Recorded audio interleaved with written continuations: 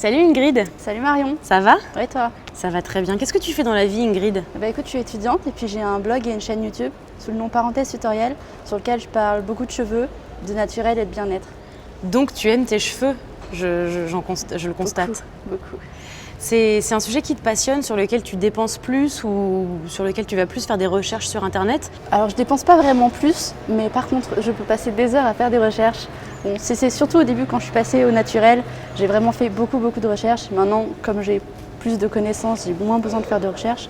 Mais par exemple, quand je vais acheter un produit, je vais quand même me pencher sur la composition pour essayer de savoir si elle est bonne ou pas. Donc du coup, ça me prend du temps. Mais finalement, j'ai remarqué qu'avec les produits naturels, j'en achetais moins et que du coup, ça ne me revient pas plus cher. D'accord. T'es passé il y a combien de temps au naturel? Un peu plus de 2 ans. Et comment t'as eu cette prise de conscience Eh bien, tout simplement, j'aimais bien les recettes, genre yaourt, miel, ce genre de petits trucs. Et puis un jour, j'ai cherché un peu plus. Et puis aussi, j'avais été chez le coiffeur et il m'avait fait une coupe un petit peu ratée. J'étais très court sur le dessus de la tête et un petit peu long en dessous. Du coup, j'avais un petit peu l'air d'un caniche. Voilà. Et je n'étais pas contente. Du coup, j'ai cherché comment faire pousser mes cheveux plus vite. Et donc, je suis tombée sur l'astuce du lait de coco. Et une recherche en amenant une autre, je me suis penchée vers le naturel. Parce que le lait de coco, ça a des vertus... Ça fait pousser les cheveux, c'est hydratant et c'est nutritif.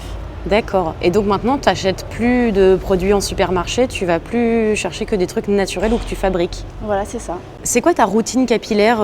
Est-ce que tu t'occupes particulièrement de tes cheveux de manière vraiment très précise ou est-ce que c'est un peu au hasard selon les jours? Ça varie un petit peu. Soit je fais un shampoing, soit je prépare moi-même une recette avec des poudres ayurvédiques et puis je me fais une petite recette pour me laver les cheveux et je me fais de temps en temps des soins aussi. Qu'est-ce que tu as eu comme expérience dans ta vie avec tes cheveux? C'est-à-dire, tu es passé par beaucoup de coupes, beaucoup de couleurs, beaucoup de folie capillaire ou est-ce que tu es resté finalement assez sage? Alors en fait, je suis plutôt passée par beaucoup de coupes que beaucoup de couleurs.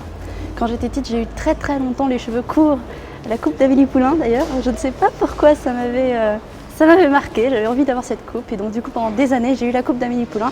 Sur moi ça donnait plutôt une coupe de champignons, mais voilà. Et puis après je les ai eu encore plus courts, donc coupe garçonne. Et puis un jour j'en ai eu marre et j'ai décidé de les laisser pousser et donc depuis fin 2009, ma dernière coupe garçonne, je les ai laissées pousser. Ça a toujours été ton choix ces coupes garçonnes ou est-ce que tu avais des parents qui t'imposaient une coupe de cheveux ou... Quand j'étais petite, c'est mes parents qui ont voulu me couper les cheveux plus courts. Parce que c'était plus facile? C'est ça, c'était plus facile. Tu l'as bien vécu? Toutes mes copines se rappellent de moi petite en disant oui, je veux avoir les cheveux longs. Est-ce que tu as beaucoup souffert du regard extérieur des gens en général sur tes cheveux quand tu avais justement ces coupes-là que tu avais du mal à assumer? Oui, il y avait des remarques qui n'étaient pas très sympas. On m'a très longtemps pris pour un garçon aussi. Mais ça t'a pas gêné plus que ça? Enfin, ça t'a jamais empêché de faire ce que tu voulais avec tes cheveux? Non, ça m'a jamais empêché de faire ce que je voulais. Je les ai coupés encore plus courts et puis après je les ai laissés pousser à fond et puis voilà. Et t'as eu des couleurs ou t'en as jamais eu? J'ai eu une fois une couleur mais j'ai pas de photo. En fait, j'avais voulu faire une décoloration blonde, sauf que ça avait un peu raté et que j'étais un petit peu sortie carotte. Donc du coup voilà. Et c'est la seule couleur que j'ai faite et après je suis passée au henné. Donc maintenant j'ai les cheveux teints au henné. D'accord. Ta couleur naturelle c'est quoi? C'est, je dirais, un châtain. Je ne sais pas trop définir la couleur. Ça fait combien de temps que t'as pas vu ta couleur naturelle? Ah, pas très longtemps, ça fait moins d'un mois. D'accord. En fait, j'avais juste coloré avant les longueurs et les points pour faire genre un tie and dye pour que ça fasse genre quelque chose de naturel et que j'ai pas d'effet racine à la repousse. Mais j'ai fini par craquer et me dire je veux être complètement rousse et faire toute ma tête. Ça représente quoi tes cheveux pour toi? Est-ce que c'est un truc que tu as sur la tête et peu importe ou est-ce que c'est vraiment un accessoire, quelque chose que tu as envie de décorer, de parer et de mettre en avant? C'est quand même quelque chose que j'ai tendance à mettre en avant parce qu'il y a plein de jours où j'ai la flemme par exemple de me maquiller et tout ça. Donc je sors mais au moins j'ai mes cheveux qui sont beaux et qui voilà. Et c'est quoi ton objectif ultime capillairement parlant? Genre le truc que tu rêverais d'avoir et que tu auras un jour ou que tu rêverais d'avoir et que tu sais que tu peux jamais avoir?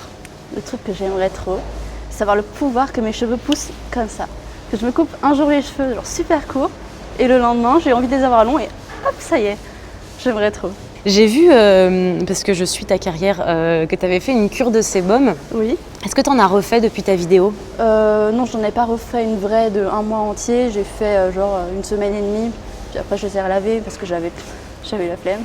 Mais c'est vrai que quand même c'était quelque chose de vraiment à faire parce que c'est vraiment l'expérience parce qu'en fait après les cheveux on se rend compte qu'ils n'ont pas du tout la même qualité et pendant plusieurs mois mes cheveux ont poussé vachement plus vite que d'habitude et du coup c'est cool.